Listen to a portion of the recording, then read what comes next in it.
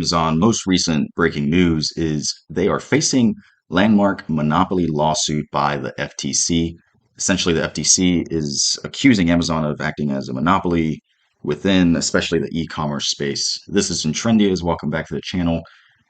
My initial take on this is the FTC kind of feels like a nothing burger here because essentially the FTC is going to have to prove that they are hurting customers and acting non-competitively, which I believe is going to be a hard thing to do. Essentially, if you have sales, both North America and international, increasing 11 and 10% here, year over year being $82 billion, if customers truly were being affected and hurt, you would see sales declining. If customers truly felt like they were being hurt and targeted and Amazon was not in their best interest, you would see sales segments decreasing. But you see the opposite. People enjoy Amazon, people enjoy shopping on Amazon. And with Amazon Prime 2-day shipping, that would favor Amazon in their argument to say, hey, we are actually helping customers by providing lower costs for the goods that they want to purchase, and they get to have it in 2 days. It seems hard to argue that Amazon is hurting customers by providing them their goods faster at a lower price. And Amazon released a statement regarding the FTC's allegation and lawsuit. And, we could see that Amazon is actively provoking and encouraging competition within vendors and businesses. In their personal state or direct statement, they say that they have third-party businesses selling their products right alongside Amazon products, which provides opportunities for those businesses and provides a better experience for customers. If vendors online are competing with each other on Amazon, then that's going to help bring prices down because if you want to stay competitive and ahead of the curve, then vendors are going to have to cut prices on the goods, and that should help the customer.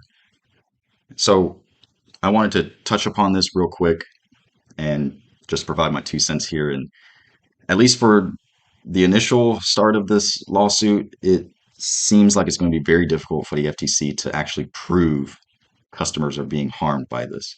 I think everyone loves to get their product in 2 days and not even have to leave. Like, how convenient is that? So I just wanted to touch up upon this and see what you guys think in the comments below. So now we're going to get into the technical analysis section.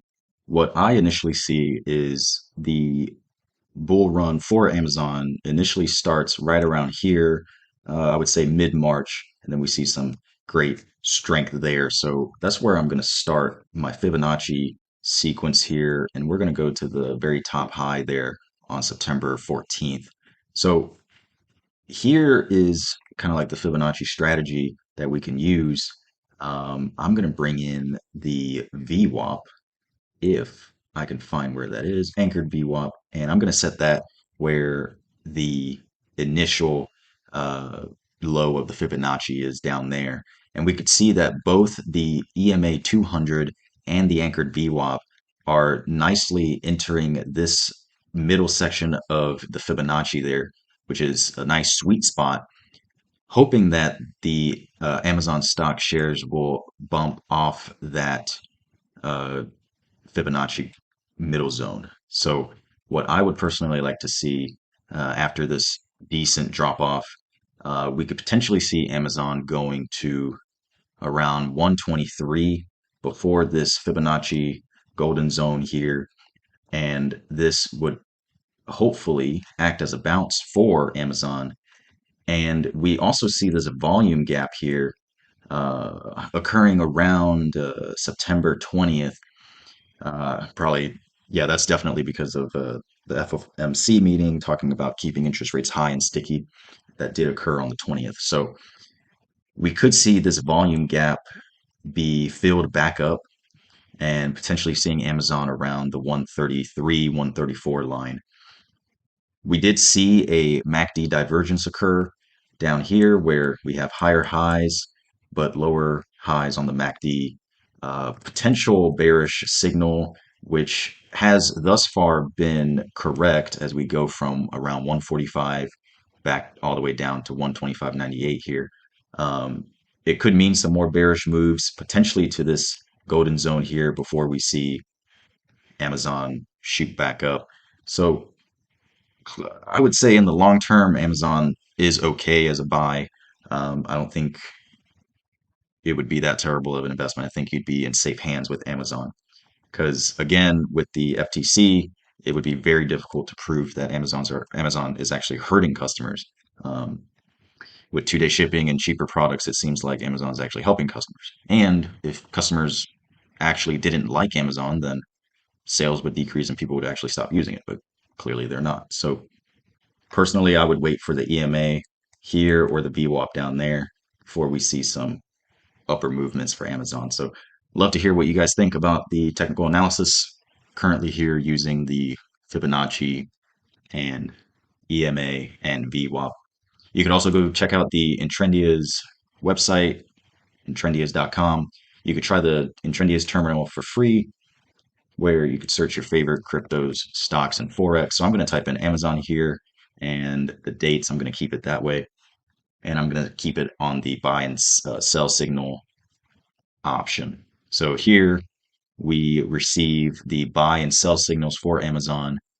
And we're seeing that the algorithm outperforms the stock itself. The stock, if you were to buy and hold Amazon since 2022, you'd be actually down 23%. If you traded using Intrendias, you would be only down 1%. I'd actually be curious to see what the performance was with further back testing. We're going to add another year to this time series. And there you go. So I don't think these are the most exciting figures, but you see Amazon is down 17%. So that's the performance of Amazon itself since 2021 to today. But if you used Intrendias, you'd actually be up 1%. Um, I don't think 1% is too exciting. There was obviously a lot more better options out there, but here we're seeing the most recent buy signal for Amazon being August 30th. Another stock that I could show you is Apple. I'm gonna punch it in here, and we could also see the buy and held and Intrendias um, back testing. So obviously these numbers are a lot more exciting. So Apple was up 36%, but if you used Intrendias, you'd be up 93%. So this line here of back testing is very important to check out. It also helps provide some confirmation about the algorithm's performance. So I hope you enjoyed what you've seen in this episode today. If you did, love for you to subscribe. Comment down below what you think about FTC's lawsuit on Amazon and what you think about my technical analysis. If I missed anything, let me know. I'd love to see what you see on your charts. Until then, thank you for watching, and I'll see you in the next one.